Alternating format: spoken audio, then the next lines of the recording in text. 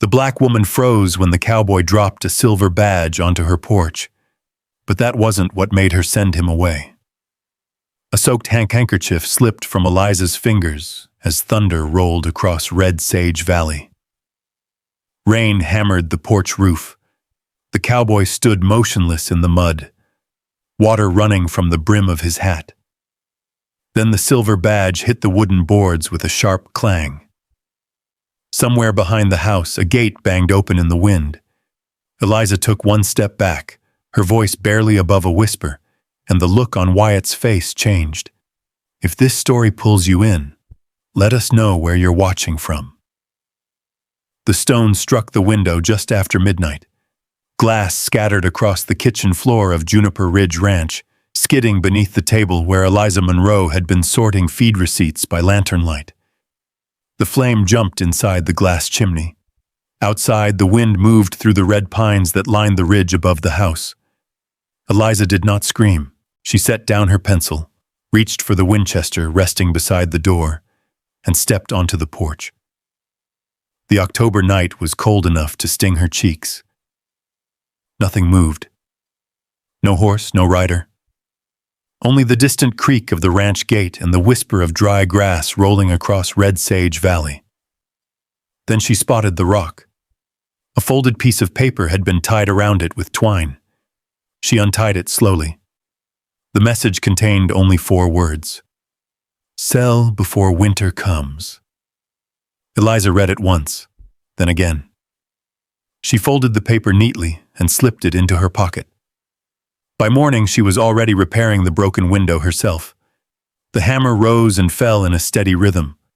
The smell of fresh-cut pine mixed with coffee drifting from the stovetop. A wagon road wound past the ranch toward Dry River several miles away. Most mornings, nobody traveled it.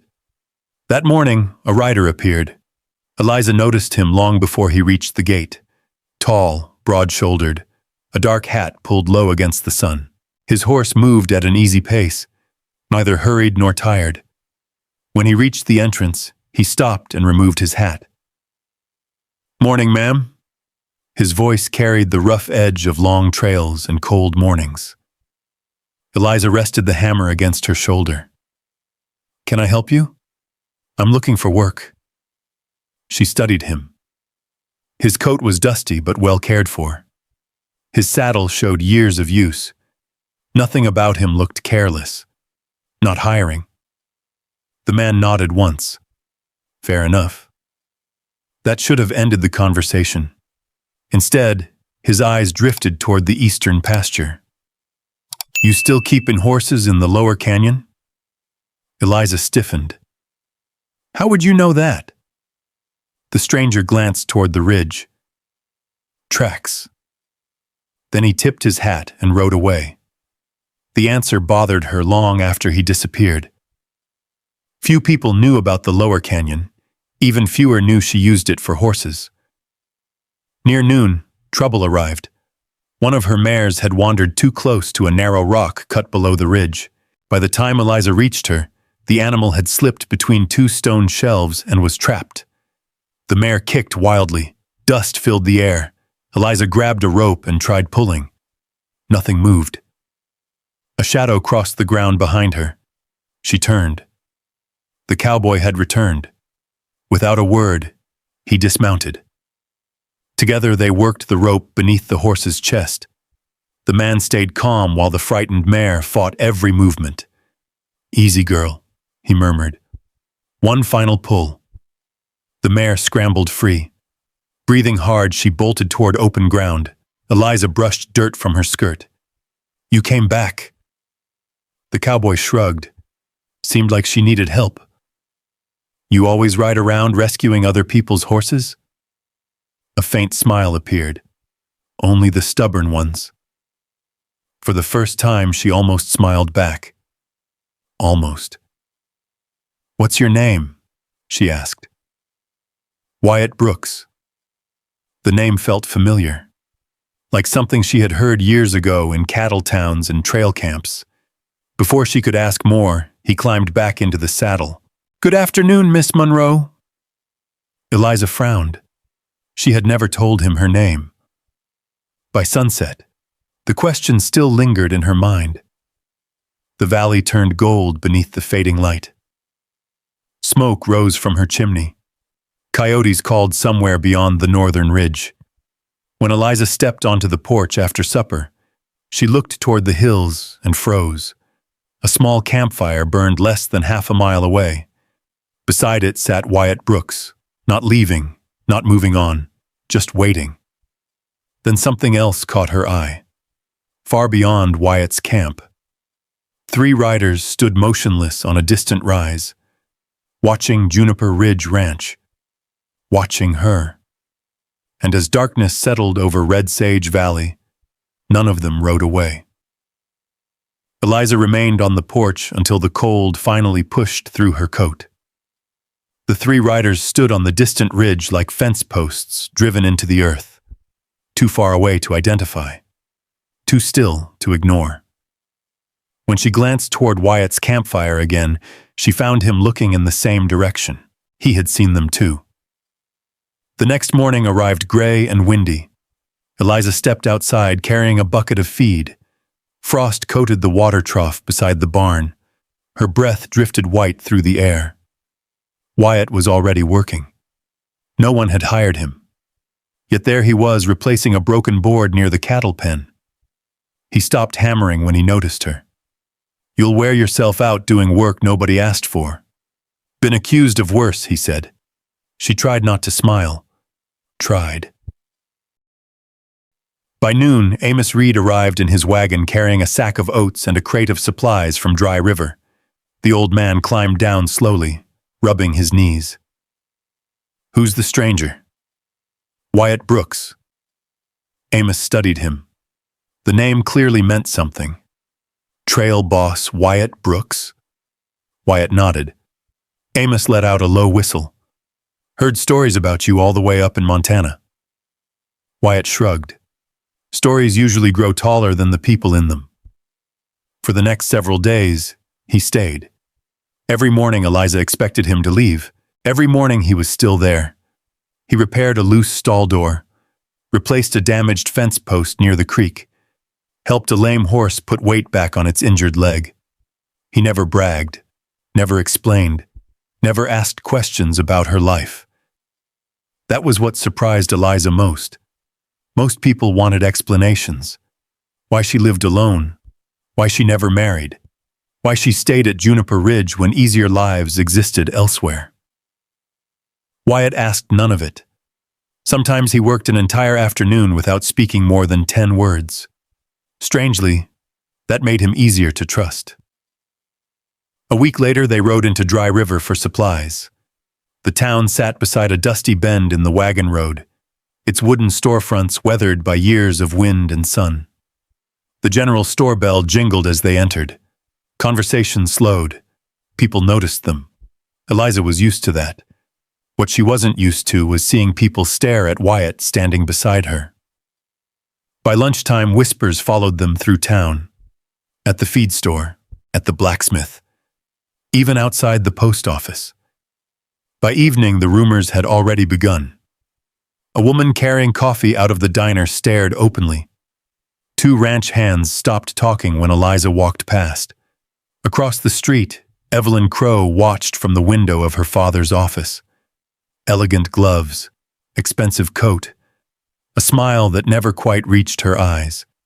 She watched Wyatt longer than she watched Eliza. That bothered Eliza more than she wanted to admit.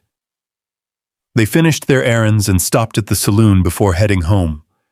Amos wanted supper.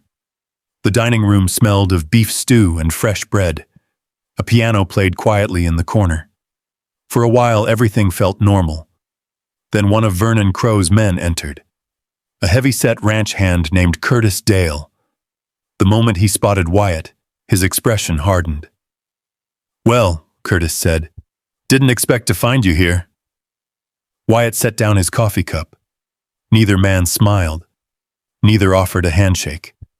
Something old passed between them, something unfinished. Curtis stepped closer. "You should have kept riding, and you should have learned when to mind your business." The room grew quiet. Chairs stopped moving. The piano player stopped playing. Curtis reached for Wyatt's shoulder. What happened next lasted only seconds.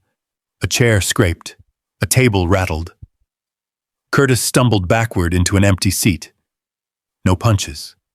No dramatic scene. Just enough to make the point.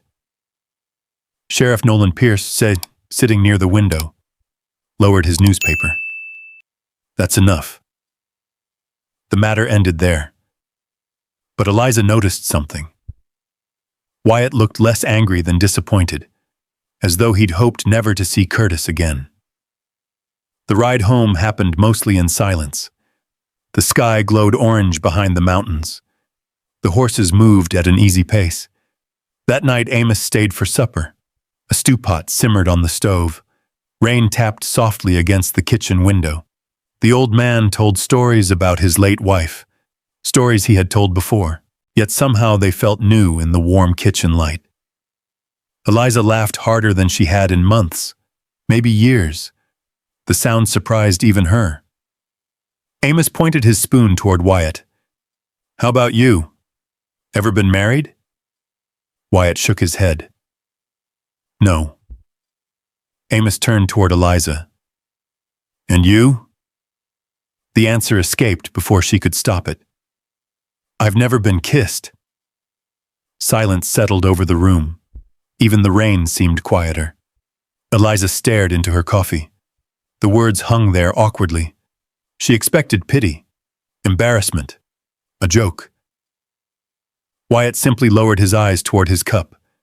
He turned it slowly between his hands. Then he asked Amos about a cattle drive near Sheridan. Just like that. The conversation moved on. No laughter, no sympathy, no judgment. Hours later, lying awake beneath a patchwork quilt, Eliza found herself thinking about that small act of kindness. Strangely, it mattered. The next afternoon, she rode into Dry River alone to deliver a receipt book to the feed supplier. As she passed the train depot, movement caught her eye. Vernon Crow stood beside a freight car. A stranger waited near the loading platform. The two men exchanged a folded envelope. Then Vernon handed him money, not a small amount. Enough bills to notice even from a distance. The stranger tucked the money into his coat and quickly boarded the train. Vernon glanced around. For a second, his eyes swept across the station yard. Eliza pulled her horse behind a water wagon before he could spot her. When she looked again, Vernon was gone. Only the departing train remained. Its whistle echoed across the valley. And for the first time, Eliza began to wonder whether the threats against Juniper Ridge were part of something much larger than a broken window and a note tied to a stone. November arrived with colder mornings. Thin ice appeared along the edges of the creek before sunrise. The grass turned pale silver beneath the frost. Smoke rose from ranch chimneys across Red Sage Valley and drifted low between the hills. Life at Juniper Ridge settled into a rhythm. Wyatt stayed. Some mornings Eliza found him repairing something before she even noticed it was broken. Other days he disappeared before dawn to check distant fence lines and returned carrying tools over one shoulder. Neither of them talked much, yet the silence between them had changed. It no longer felt empty. One afternoon, they rode together across the north pasture to check a small herd grazing near the ridge. The sky stretched blue and endless above them. For several miles, neither spoke. Then Wyatt pointed toward a line of clouds gathering over the mountains. Snow. Eliza glanced up. Too early. Still coming. 2 days later, the first storm arrived. Not a blizzard. Just enough snow to dust the rooftops white. They spent the morning securing feed barrels and covering haystacks. At one point, a canvas tarp slipped loose in the wind. Eliza climbed onto a ladder beside the storage shed. The ladder shifted unexpectedly. Before she could lose her balance completely, a hand steadied the frame. Wyatt. Nothing more. No dramatic rescue. No lecture. He simply held the ladder until she climbed down. "Thank you," she said. He nodded. "Anytime." The word lingered longer than it should have. As winter crept closer, trouble returned. One morning, the main water line feeding the livestock troughs had been damaged. 2 days later, someone cut a section of fencing along the south pasture. The repairs cost money, time, energy. Amos muttered darkly while replacing posts. "This isn't weather." "No," Eliza said quietly. "It isn't." Then came another blow. One of the ranch hands hired for seasonal work quit without warning. Then another. Both claimed they had found better jobs elsewhere. Neither would look her in the eye when leaving. Someone was pushing people away from Juniper Ridge. The question was who and why. Late one evening, Eliza stood on the porch wrapped in a wool coat. The valley lay quiet beneath moonlight. She heard hoofbeats, a familiar rhythm now. Wyatt returned from town carrying a small paper parcel. He handed it to her without explanation. Inside sat a pair of leather work gloves. New, strong stitching, the exact size she wore. Eliza looked up. "You didn't have to." "I know." That was all. No speech, no expectation, just a simple gift. After he walked away, she remained on the porch, holding the gloves long after the cold should have driven her inside. For the first time in years, she found herself listening for one particular horse whenever evening approached. Waiting. Though she never admitted it. The attack came 3 nights later. The smell woke her first. Smoke. Heavy. Wrong. Eliza threw aside her blanket and rushed outside. Orange light flashed against the darkness. The hay barn was burning. Flames climbed the dry timbers, throwing sparks high into the night sky. Horses screamed inside nearby corrals. Men shouted. Amos ran from the bunkhouse carrying buckets. The wind pushed the fire harder, faster. Everything happened at once. Eliza sprinted toward the barn. A frightened horse had broken loose inside one of the adjoining pens. Without thinking, she ran through the gate. "Eliza!" Wyatt's voice followed behind her. The horse kicked wildly against the rails. Smoke rolled through the structure. She managed to free the animal. Then part of the roof collapsed near the entrance. Not on her. Close enough. Suddenly the way out wasn't clear anymore. The heat grew unbearable. For one brief moment she understood how quickly everything could disappear. Then Wyatt appeared through the smoke. He reached her. No hesitation, no wasted words, just a firm grip on her arm. Together they moved through the haze and out into the cold night air. The moment they cleared the gate, part of the structure gave way behind them. The barn could not be saved. Everyone knew it, so they focused on protecting what remained. By dawn, the fire was finally out. Black smoke drifted across the valley. Ash covered the ground like dirty snow. Eliza sat on an overturned water trough staring at the ruins. Her coat smelled of smoke. Her hands shook slightly from exhaustion. Wyatt lowered himself beside her. For several minutes, neither spoke. The silence felt different now. Gentler. Closer. "You all right?" he finally asked. She nodded. After a moment, she added, "You came back for me." His eyes remained on the smoldering barn. "Of course I did." Simple words. Yet they settled deep. Far deeper than either of them intended. Across the yard, Sheriff Nolan Pierce arrived shortly after sunrise. He studied the remains carefully, walked the perimeter, examined the ground near the fence line. Then he crouched beside a set of tracks half hidden beneath mud and ash. His expression changed. When he stood again, his voice was quiet. This wasn't an accident. Amos stopped carrying water. Eliza looked up sharply. Nolan nodded. Someone started this. The wind moved through the ruined beams. No one spoke. That night, sleep refused to come. Near midnight, Eliza stepped outside. The ranch lay silent beneath a sky full of stars. Then she noticed light inside the storage shed. A lantern. She moved closer, carefully. The door stood slightly open. Inside, Wyatt knelt beside a metal bucket. Papers burned inside the flames. Documents, old ones. Several carried official seals stamped in dark ink. Federal seals. Eliza froze. Wyatt stared into the fire as another page curled black and disappeared. For the first time since he arrived at Juniper Ridge, she realized there were parts of Wyatt Brooks she knew absolutely nothing about, and whatever secrets he carried were now burning to ashes before her eyes. Eliza stepped back from the shed before he could see her. The cold night air felt sharper than before. She returned to the house without making a sound and sat beside the dark kitchen window until dawn. The image stayed with her. The federal seals. The careful way Wyatt had fed the papers into the flames. The expression on his face. Not fear, not regret. Something heavier. The following days passed beneath gray skies. Winter settled deeper into Red Sage Valley. A freezing rain swept through the hills and turned the roads into mud. Wagons moved slowly. Ranch work became harder.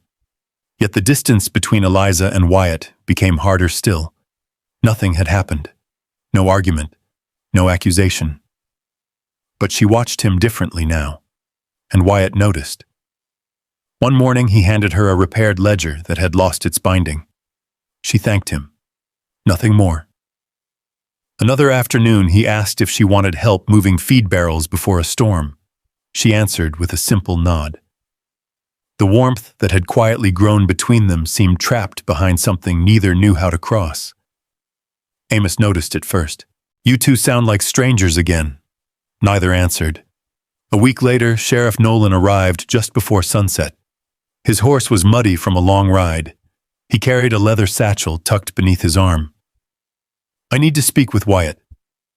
Something in his voice made Eliza put down the coffee pot. The two men walked toward the barn. They thought no one could hear. They were wrong. The wind carried enough. Too dangerous now. Crow knows. Territorial office wants action. Can't stay undercover much longer. Eliza froze. Undercover. The word landed harder than she expected. That night a storm rolled across the valley. Rain hammered the roof. Lightning flashed beyond the windows. Sleep never came. Just after midnight, she saw Wyatt saddle his horse. He thought everyone was asleep. Eliza followed. The rain soaked through her coat before she reached the ridge road. Far ahead, Wyatt stopped near an abandoned line shack used by ranchers during winter drives. A lantern glowed inside. Another rider waited there. Nolan. The sheriff handed Wyatt a packet of papers. When lightning split the sky, the documents became visible for a brief second. Official seals. Government seals. Exactly like the ones she had seen burning. Eliza stepped forward. A loose rock shifted beneath her boot. Both men turned instantly. Silence followed. Rain poured from the roof. Wyatt's face changed. Not because she was there, because he knew she had finally seen enough. Eliza looked from him to the sheriff. "Tell me." Neither man spoke. "Tell me the truth." The rain filled the silence. Finally, Wyatt removed his hat. "I'm not just a cowboy." The words felt smaller than the truth that followed. He explained everything. The territorial government. The investigation. The complaints against Vernon Crow. The missing deeds. The threats against landowners. The money moving through Dry River. The reason he came to Red Sage Valley months before ever meeting her. Every sentence stripped away another piece of what she thought she knew. When he finished, only rain remained. Eliza stared at him. The man who had fixed her fences.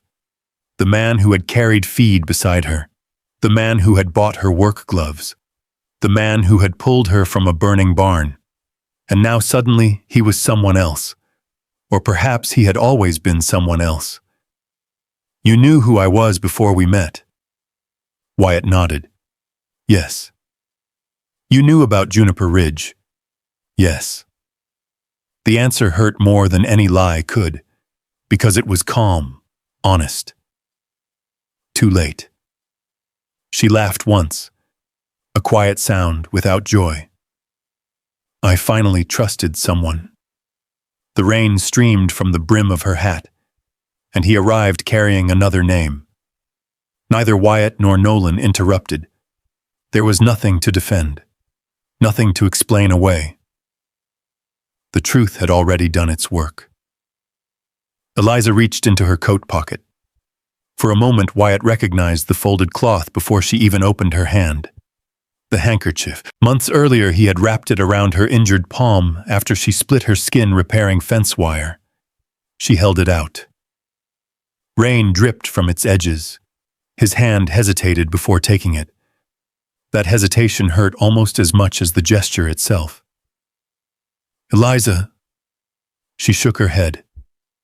"No." Not angry, not loud. Simply finished. The storm swallowed the rest.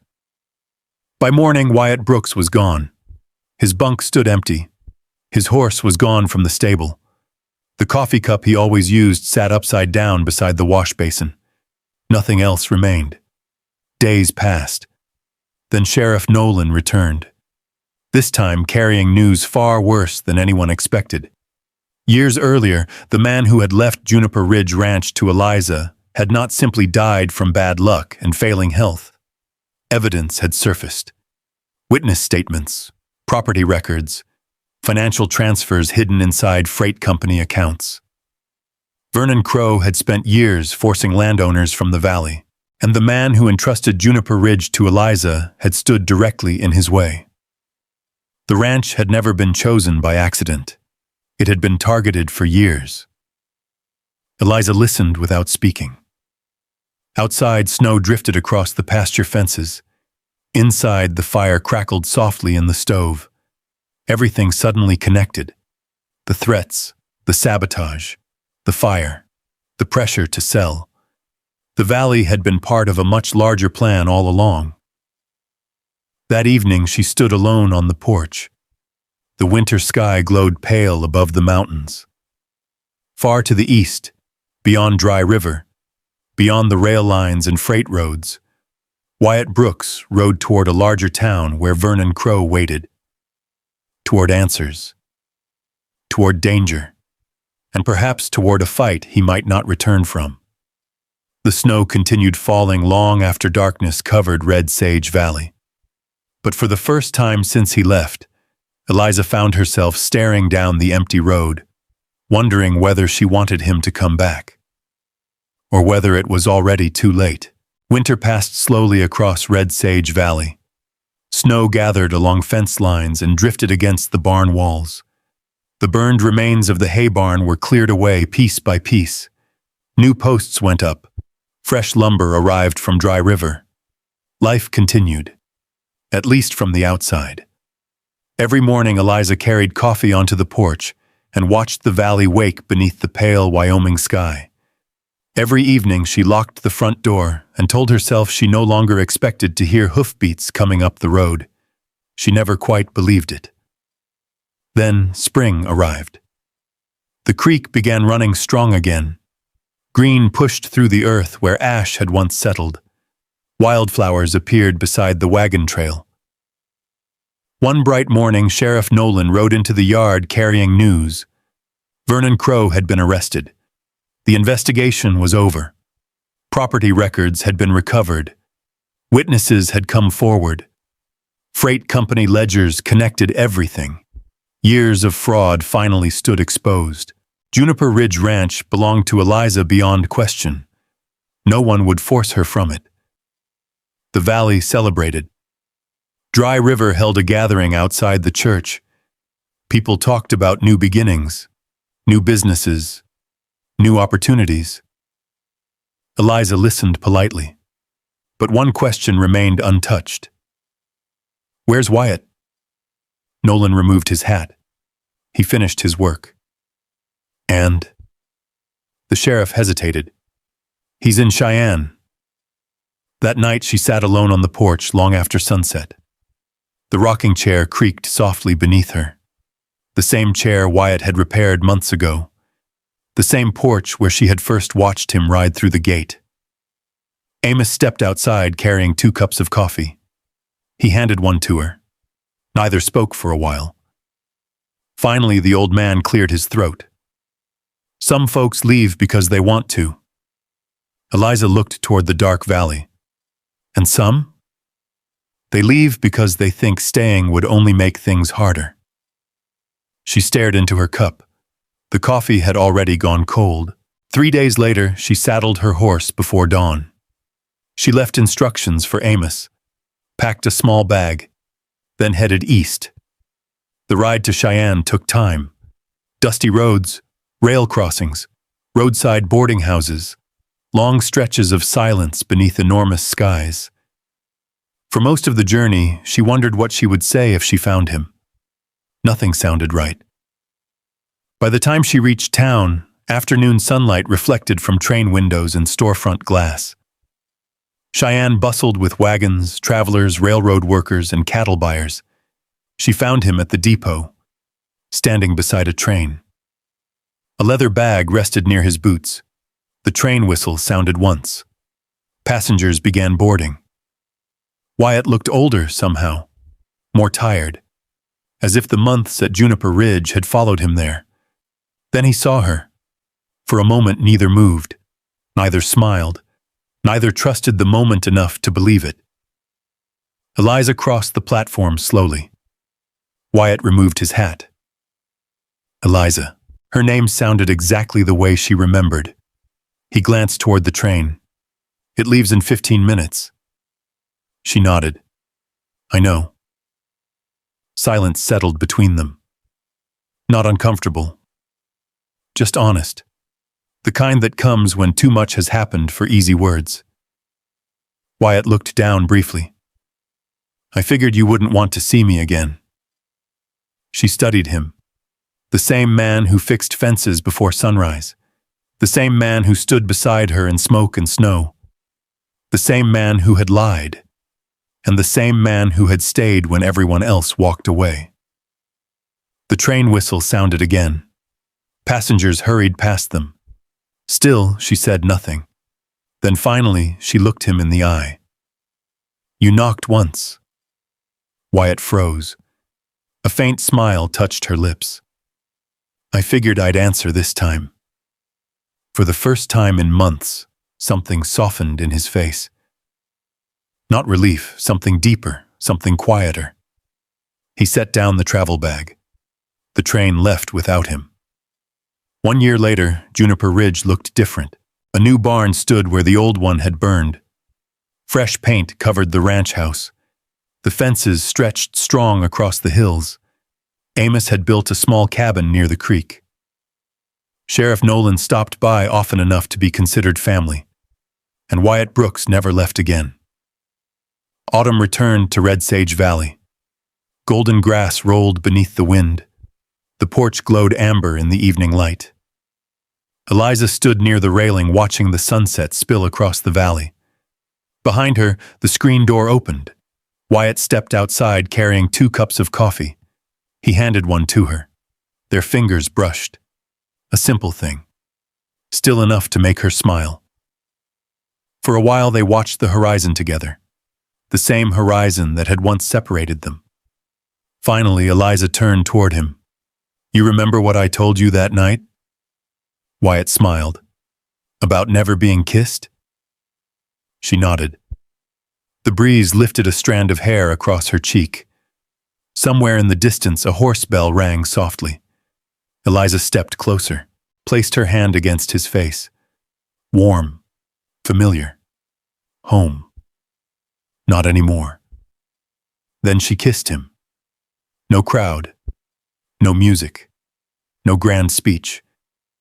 only the sound of wind moving through the grass, the fading light of a Wyoming sunset, and two people standing on the same porch where everything had begun. Below them, Red Sage Valley stretched wide and peaceful. The threats were gone. The secrets were finished. The waiting was over. For the first time in a very long while, Juniper Ridge was not simply a place to survive. It was a place to belong. And this time, neither of them intended to leave. As the sun slipped behind the Wyoming hills and the wind carried the smell of dry grass across Red Sage Valley, it felt like the land itself had finally exhaled. Not because every wound had disappeared, not because the past had been erased, but because two people who had spent so much of their lives standing alone had finally found someone willing to stay. And maybe that's the part that lingers long after the story ends.